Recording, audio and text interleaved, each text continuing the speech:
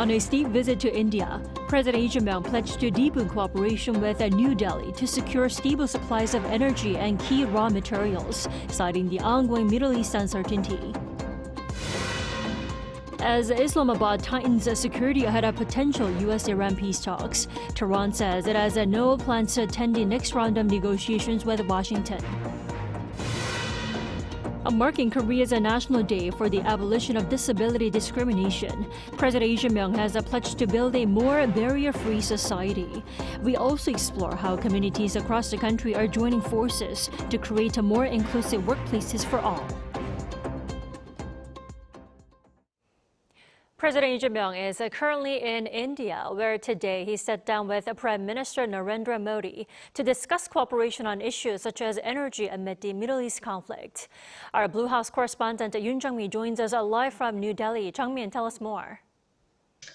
Hello, Tommy. President Rhee was given a grand welcome by India's leaders at the presidential palace.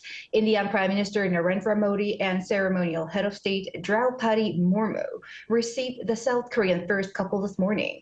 President Rhee Chang-yong appeared in a tie representing the colors of India's national flag. Rhee and Modi together planted a tree called Asoka, meaning peace in Sanskrit. 한국과 인도가 잘 살아도록. I hope that Korea and India may grow together.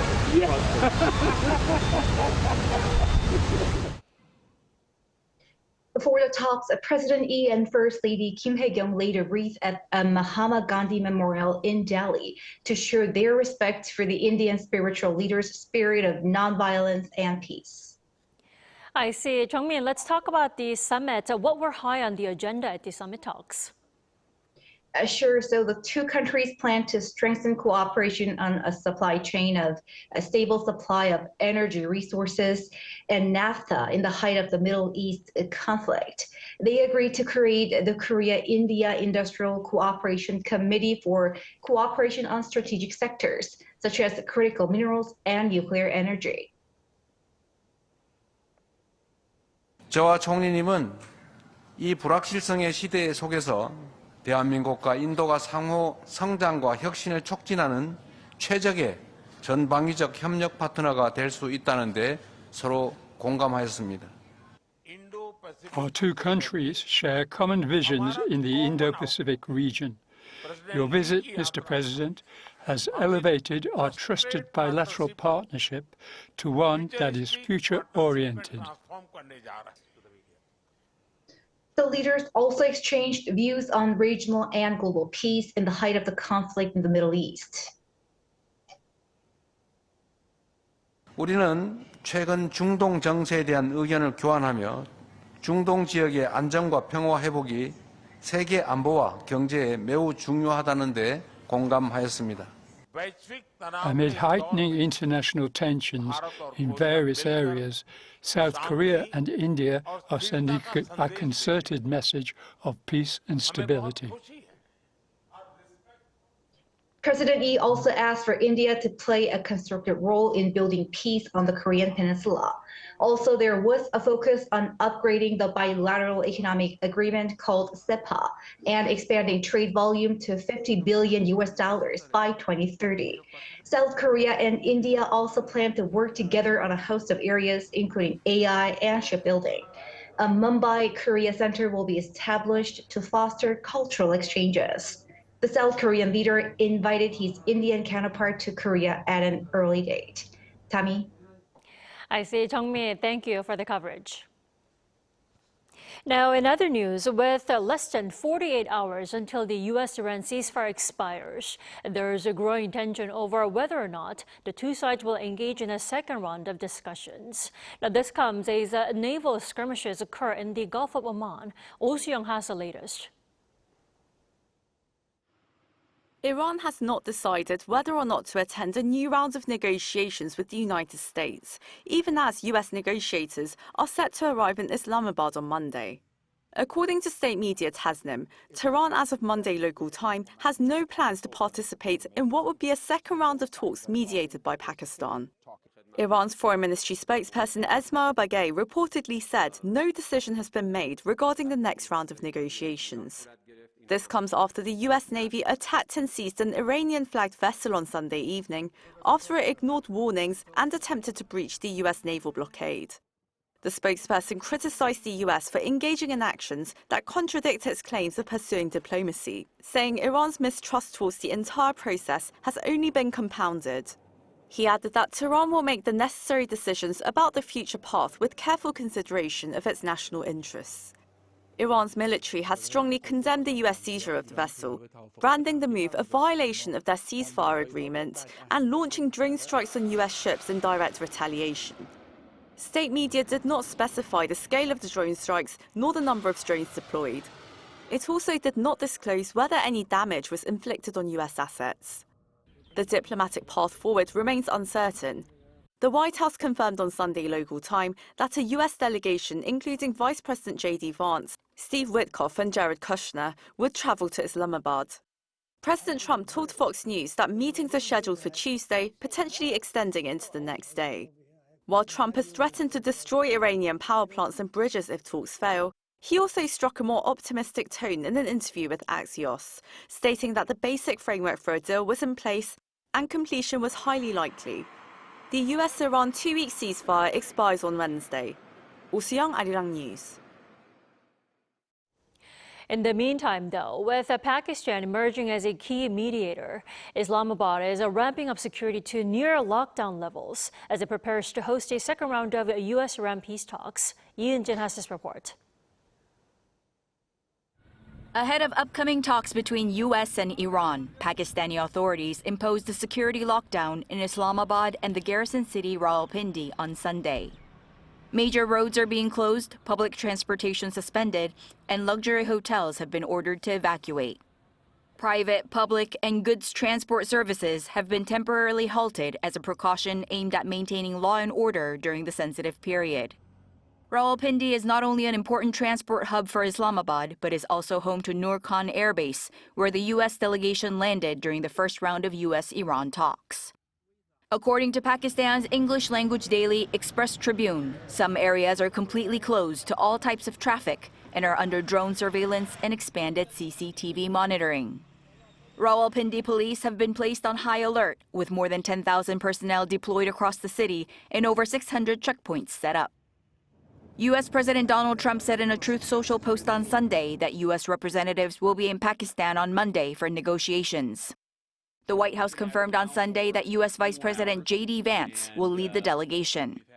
Special Envoy for the Middle East Steve Witkoff and Trump's son-in-law Jared Kushner are also part of the U.S. negotiating team. It's been reported that senior officials and experts have arrived at Noor Khan Air Base on 3 special U.S. aircraft and have been escorted under heavy security to 5-star hotels. But Iran's official news agency IRNA said on Sunday that Tehran has rejected taking part in the second round of the peace talks with the United States, and said excessive U.S. demands and unreasonable, unrealistic requests, repeated changes in positions, and continued contradictory statements had so far prevented progress in the negotiations, and that there was no clear prospect for productive talks under such conditions. There have been no official statement on the schedule of Tehran's delegation for the second round of talks. Yoon-jin, Arirang News. An oil tanker that broke through the blockade of the Strait of Hormuz is now heading to South Korea. According to Reuters on Monday, the Malta-flagged tanker Odessa passed through the strait last week and is currently en route to Korea. The vessel is a Suezmax-class tanker capable of carrying up to 1 million barrels of oil and is set to unload at a Hyundai Oil Bank refinery. Hyundai Oil Bank confirmed the vessel is heading to its facility but declined to specify the cargo on board. North Korea carried out fresh provocations over the weekend, conducting another ballistic missile test. Our defense correspondent Kim Bo-kyung has the details. North Korea says it has successfully test-launched a short-range surface-to-surface ballistic missile equipped with a cluster-type warhead. According to the North Korean Central News Agency on Monday, the regime carried out the test launch the previous day on April 19th to evaluate the power of the cluster bomb warhead and fragmentation mine warhead mounted on the upgraded tactical ballistic missile Hwasong-11 Ra. The regime leader Kim Jong-un expressed great satisfaction while inspecting the launch at the test site, accompanied by his daughter Jue. North Korea launched 5 Hwasong-11 Ra missiles from the Sinpo area in Hamgyong-namdo province, with photos showing the missiles striking a target area near an island about 136 kilometers away, a high-density 12.5 to 13-hectare area, equivalent in size to about 18 soccer fields. Similar cluster bomb warhead tests had been conducted between the 6th and 8th of this month when the regime tested dispersal warheads for the Hwasong-11 Ra, but this marks the first time launch images have made public. A 136 kilometers range is to pressure the Seoul metropolitan area and the U.S. base in Pyeongtaek. Cluster munitions act like shotgun-style submunitions, spreading from a point over a wide area, targeting bases, airfields, or even deploying lethal mines. While saying that the development and deployment of various types of cluster bomb warheads would more effectively meet the operational needs of the military, Kim Jong-un emphasized the need to acquire and update to ultra-modern technologies that are necessary for the combat preparedness. Meanwhile, regarding the regime's missile launch, the Joint Chiefs of Staff said they are looking into the missile specifications along with the U.S. and urged the regime to halt the provocations. The launch clearly violates UN Security Council resolutions. North Korea must immediately halt its repeated provocations and engage in efforts to promote peace on the Korean peninsula. The National Security Office on Sunday also expressed concerns over North Korea's increasingly frequent ballistic missile launches and urged an immediate halt to such actions. Kim Bo-kyung, Arirang News.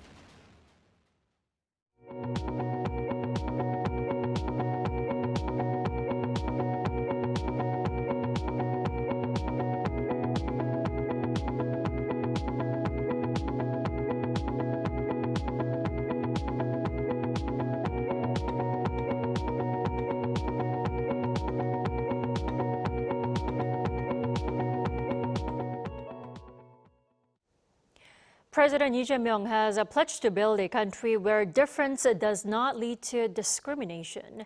In a Facebook post on Monday to mark the Day of Persons with Disabilities, he vowed to ensure that disability does not deter opportunities in culture, education, and employment. It noted that he was aware of these hurdles firsthand, having been left with an arm deformity due to a factory accident as a teenager. South Korea has observed the Day of Persons with Disabilities on April 20th since 1981. Up next, we look at how companies here in Korea are working to create more inclusive workplaces for employees with disabilities. And this report by our Toyoung-eun. One employee steps forward to explain how they use an online system to track their daily routines, independently managing their attendance.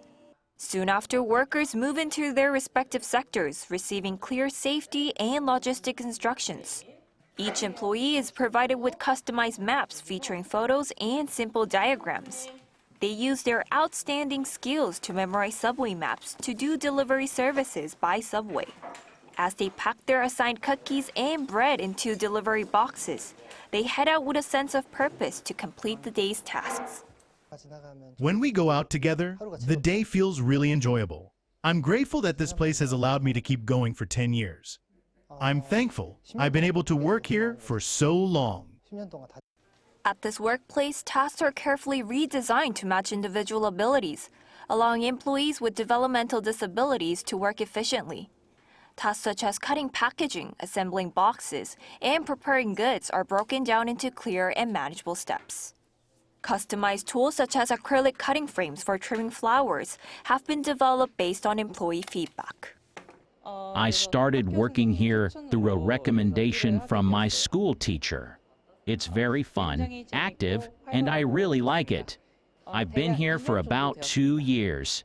I want to keep working hard here for 10 or even 20 years. In Korea, companies are required to hire a certain portion of people with disabilities. Yet only 30.5% of people with developmental disabilities were employed as of June 2024. At this company, more than 80% of employees have disabilities, and it works with other organizations through Korea's indirect employment support system. If jobs and environments are well designed to fit people with developmental disabilities, and if they are supported by understanding colleagues, more opportunities can be created, allowing them to grow and achieve results alongside us as members of society. By transforming employment into one of collaboration and workplace accommodation, this presents a new standard for businesses and a more inclusive society. 조영은, Arirang News. After 4 years in office, Bank of Korea Governor Rhee Chang-yong has stepped down today.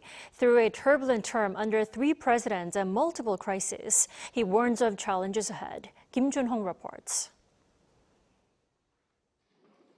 Bank of Korea Governor Rhee Chang-yong wrapped up his 4-year term on Monday. Reflecting on the past years at a farewell ceremony, Rhee described his tenure as a period of unexpected shocks. Over the past 4 years, a series of unexpected shocks has kept our economy under constant strain. Rhee took office during the COVID-19 pandemic and went through a period of political transition, serving under 3 presidents in 4 years. As global inflation surged following the Russia-Ukraine war, he responded with 2 unprecedented big-step rate hikes of 0.5 percentage point each, pushing the benchmark rate to 3.5%. Aggressive rate hikes helped South Korea return inflation to the 2% target range ahead of many major economies, which Rhee cited as one of the most meaningful achievements of his tenure. I'm proud we were able to bring inflation back to the 2% target range earlier than many major central banks. Uncertainty continued even after that, both at home and abroad. From the martial law crisis to shifting U.S. trade policies and the outbreak of the U.S. Iran war, the policy environment remained challenging. With rate cuts constrained by a weaker currency and inflation, and hikes limited by slowing growth, the Monetary Policy Board led by Rhee kept rates on hold at 2.5% for 11 months in a row. Despite criticism over the prolonged pause, Rhee told reporters that holding rates steady was also a deliberate policy choice. As a final message, he pointed to the limits of monetary and fiscal policy. The influence of monetary and fiscal policy is diminishing amid structural changes in the economy, yet public expectations for policymakers remain high. This is widening the gap between the two. This showed that policy measures alone are no longer sufficient to ensure economic stability and growth, highlighting the need for deeper structural reforms. The nominee for the next Bank of Korea Governor Shin Yeon-song is set to begin his term on Tuesday after the National Assembly adopted its confirmation hearing report on Monday. He is expected to face a tough start, with Middle East tensions heightening inflation risks and keeping the Korean won volatile. Kim Jun-hong, Arirang News.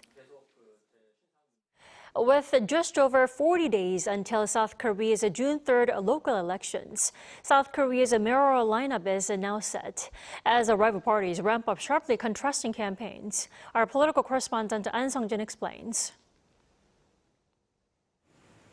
The race for Seoul's mayor has taken shape as a two-way contest between ruling Democratic Party candidate Chung Won-ho and incumbent Mayor Oh Se-un from the main opposition People Power Party. The matchup was finalized after Oh was confirmed as the conservative candidate on April 18th, and Chung secured his party's nomination earlier on April 9th. Chung, the former head of Songdong-gu district, pledged to defend democracy with citizens and build a fairer, more transparent Seoul. Oh, who is seeking a 3rd consecutive term, framed the election as a check on the current administration, saying efforts are needed to ensure voters express meaningful judgment.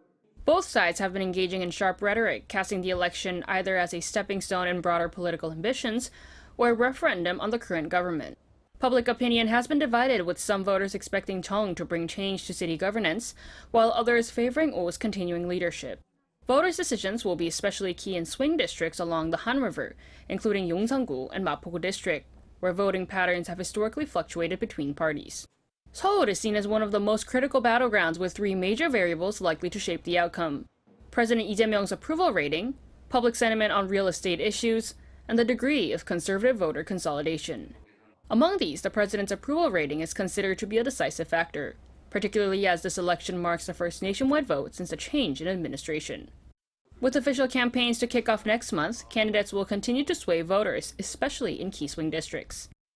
An Sung-jin, Arirang News.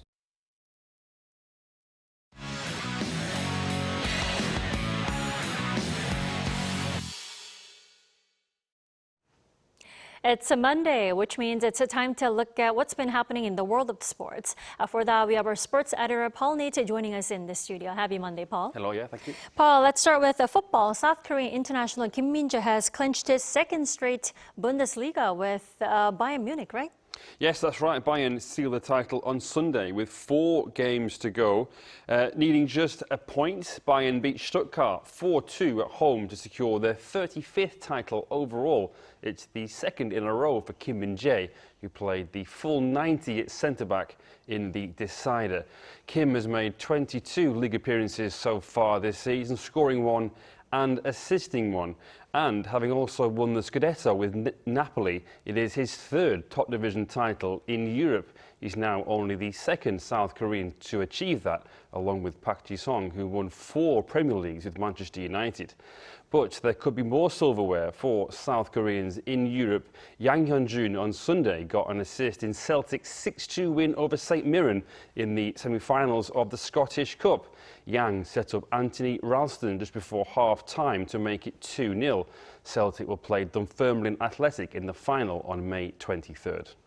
You know, bodes well with the World Cup just around the corner. Let's move on to golf now. 2 South Koreans on the LPGA came over so close to a win over the weekend, right? So close, yes. The JM Eagle LA Championship went down to a playoff, and it featured Im Jin-hee and Kim Se-yong, who had been tied for first at 17 under, along with Australia's Hannah Green.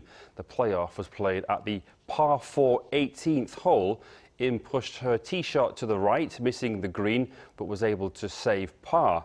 Kim was also on par, but Hannah Green hit a birdie to seal the win there and then.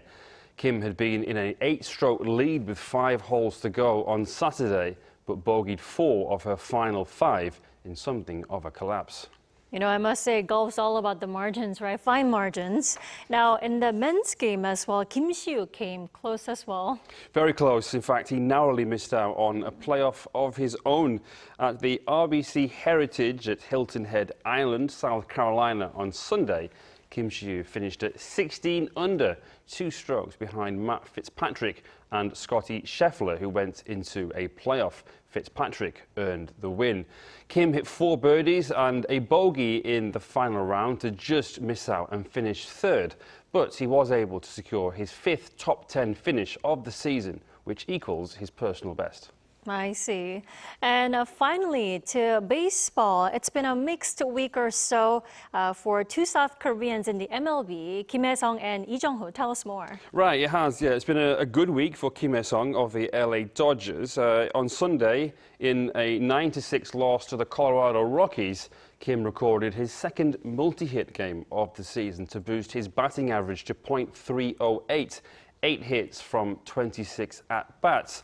This followed his first home run of the season last Thursday, a 2-run homer against the New York Mets in an 8-2 win, giving the Dodgers a 2-0 lead.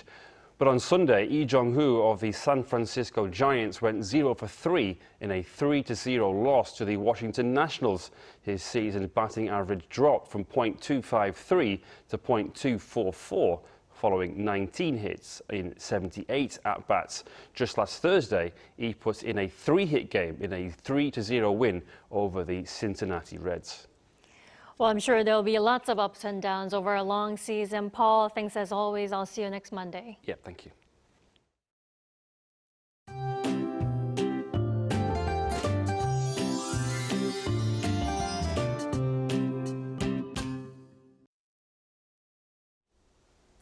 Despite it being mid-April, an unseasonal cold wave advisory has been issued.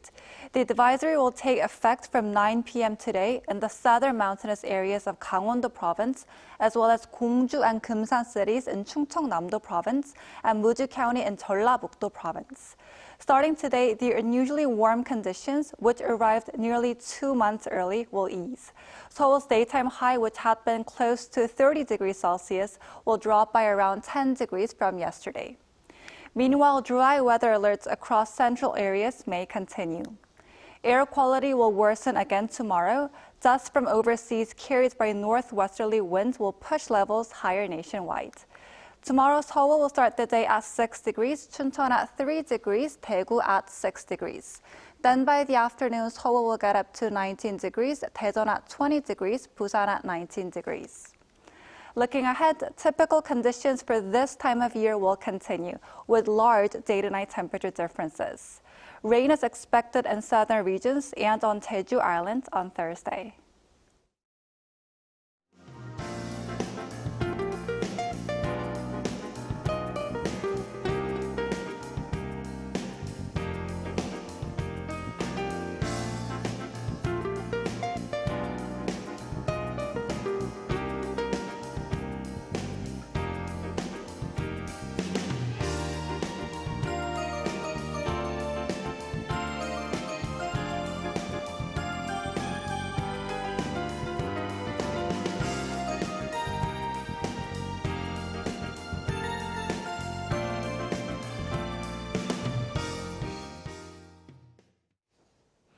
That is all we have for tonight. I'm Kim Dami. From all of us here at Arirang, thanks for watching and good night.